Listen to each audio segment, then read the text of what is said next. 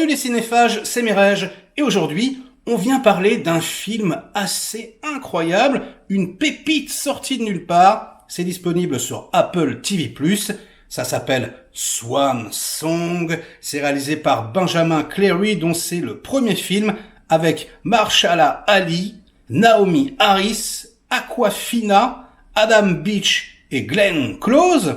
Et ça fait longtemps qu'on l'avait pas vue, ça fait plaisir, elle est toujours excellente. Et on est dans un vrai film de science-fiction. Mais attention, pas quelque chose d'ostentatoire avec des explosions, des vaisseaux spatiaux. Non, c'est quelque chose de beaucoup plus intime. Quelque part, ça pourrait être un drame. Même aujourd'hui, c'est juste que il y a quelque chose qui n'est pas possible encore aujourd'hui. Donc c'est pour ça qu'ils ont placé l'action dans le futur. Et ça va lorgner carrément, je vous le dis, du côté de Bienvenue à Gattaca. Donc Bienvenue à Gattaca, si vous suivez la chaîne, vous savez que c'est un de mes films de science-fiction préférés. C'est un véritable chef-d'œuvre. Et d'ailleurs, ça sera le conseil du jour, en plus de celui-ci. Si vous ne connaissez pas, allez voir ce bijou. C'est absolument exceptionnel. Et là, on est en plein là-dedans. C'est la complète filiation. Les décors sont extrêmement épurés. Et alors déjà, ils sont terriblement beaux. J'ai trouvé que c'était hyper classe. C'est filmé quelque part, carrément, entre David Fincher et on va dire Denis Villeneuve.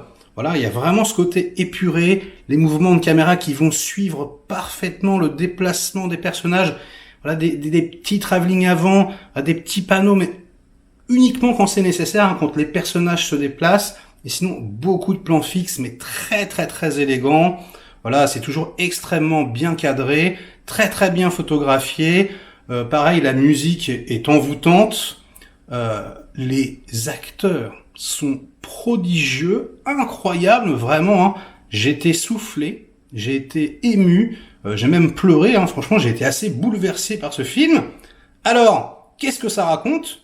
Je vais vous spoiler en fait le début. N'ayez pas peur, c'est vraiment, on le sait instantanément. Donc, on a le personnage de Cameron, interprété par Mahershala Ali, donc qui joue le rôle d'un peintre, d'un dessinateur extrêmement talentueux, qui a une vie formidable. Il a rencontré la femme de sa vie.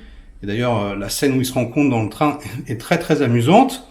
Ils ont un enfant. Ils vont en avoir un deuxième. Bref, tout semble aller pour le mieux. Mais malheureusement, sa vie va basculer lorsqu'il va apprendre qu'il a en fait une maladie incurable.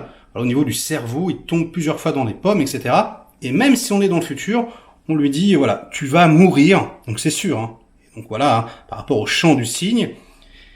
Et du coup, il décide de faire quelque chose d'expérimental. Il va dans une clinique. Alors c'est tourné en Irlande, c'est magnifique, décor naturel, etc. sur un lac formidable. Et Glenn Close donc dirige cette clinique du futur. Et en gros, elle lui propose de cloner sa personne. Voilà, un double total avec également les souvenirs et même les souvenirs du subconscient. Donc vraiment exactement la même personne, sauf que le clone, qu'on appelle Jack dans le film, il ne sera pas atteint de cette maladie.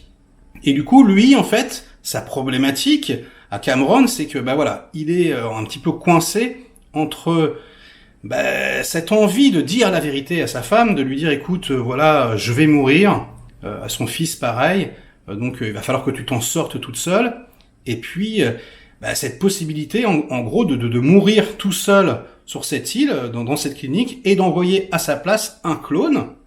Voilà, le clone qui aura la mémoire effacée ensuite, il saura même pas que c'est un clone. Et du coup, la douleur de sa famille n'aura pas lieu. Il pourra continuer à élever son fils par procuration, mais ça sera, le double de lui-même, donc il l'élèvera peut-être quasiment de la même façon. À moins que le clone soit un petit peu différent, ça je ne vous dis pas, vous verrez le film. Mais bref, on est en plein là-dedans, et c'est assez bouleversant, on dirait quelque part un énorme épisode de Black Mirror, comme ça, mais qui serait filmé avec franchement beaucoup plus de moyens et une maestria certaine. J'ai trouvé que c'était vraiment magnifique. Pareil, les musiques utilisées sont extrêmement belles. Et puis ça prend le temps de placer les personnages, de développer les émotions, de creuser la problématique.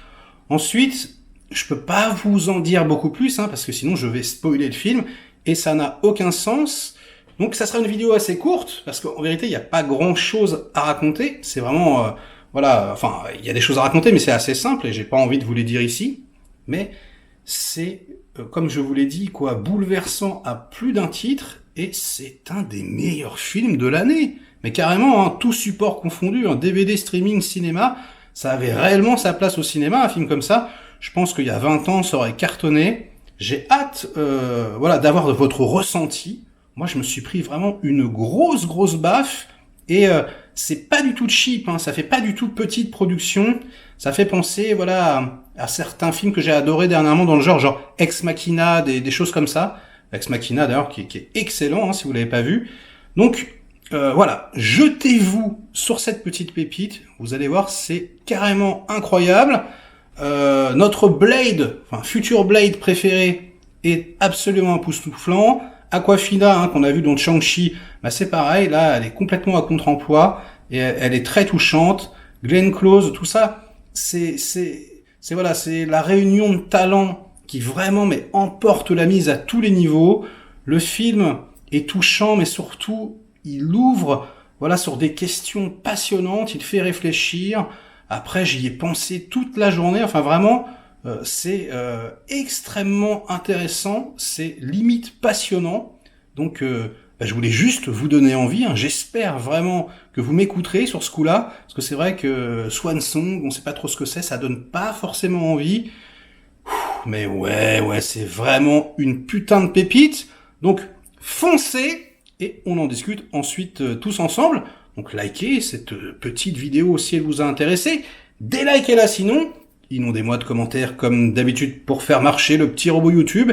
Et nous, on se retrouve très vite pour de prochaines aventures. Ciao!